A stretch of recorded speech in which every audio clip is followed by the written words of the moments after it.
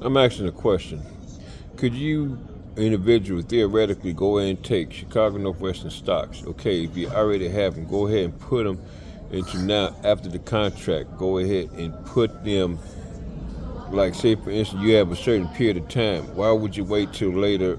Would you do it earlier? But you do have it. If you have a certain sufficient amount, if you know the percentage of the assets of the company, would you use them as using the Privacy Act because they are part of the old company? Because the new stocks are new stocks, but the old stocks is part of the new stocks, meaning that it's not added on. Meaning that if I have 25% of a certain stock, that's basically 25% of the new company.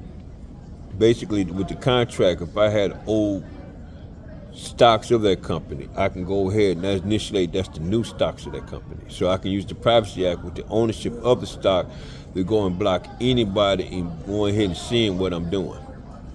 So after I go ahead and do that, if I know the certain period of time that I can do this, and I know that nobody can see me, we're using the stocks to go ahead and use it as a block as far as privacy to go ahead and I can do whatever as far as the money and the trust to go and block anybody, so I can go and put my own securities, protect my shares, so quote unquote, or representation of that. It could be just use the Chicago Northwestern stocks to go and protect it, meaning that I'm actually putting it on mine, but I'm not, because I'm putting on somebody else, willingly or unwillingly, don't know, because eventually I'm going to replace their stock with my stock, with the Chicago Northwestern, over a period of time, but I don't have to.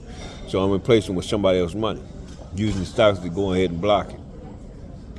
Basically, you can do that to a certain degree. I have no idea. I got to see the paperwork, but that's what I'm just throwing out of theory.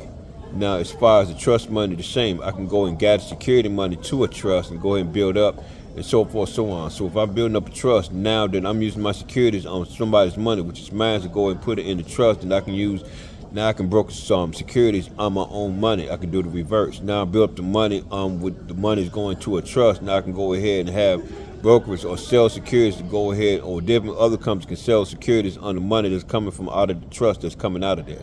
So if I'm going ahead and doing that over a period of time, now as far as now, with all this going on, I can use the same stocks or different stocks that's known for that particular company, or depending on what assets that's going for. It could be for the whatever stocks I have with somebody else, or overall stocks. I can go ahead and stock or make a complaint. So as the time goes on, the money that the individual owns, the assets that the individual owns, he can't get as far as cash-wise, but now I can go ahead and gather different things. So if I got my money or I can't get my money, then other things automatically, it's common sense that I can do. It's just a theory, James Roberts. Just my opinion, but James Roberts.